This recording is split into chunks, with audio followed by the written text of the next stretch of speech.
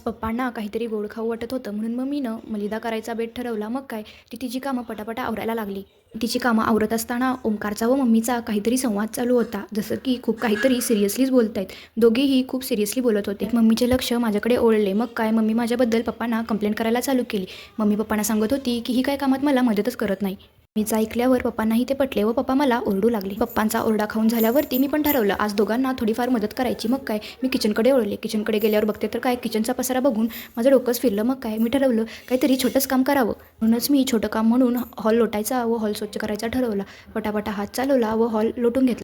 लोटून झाल्यावर मला लागली जोराची भूक. जसं काही मी काहीतरी मोठंच काम केलं आहे. मग मी गेले किचनमध्ये गेल्यावर मला दिसला पेरू.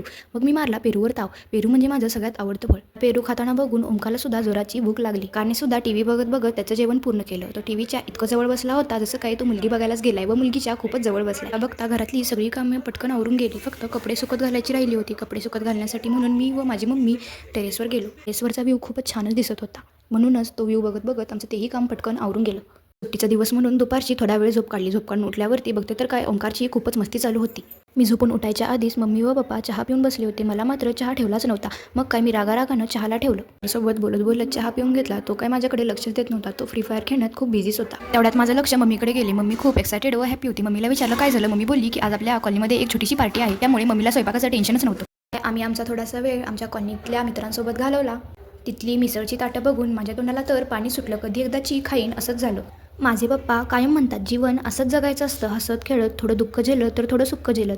माणूस काय हो आज आहे तर उद्या नाही. म्हणून जीवन हे असंच जगायचं. आजच्या व्लॉगसाठी एवढंच. चला तर मग भेटूया उद्याच्या व्लॉगमध्ये. Bye bye.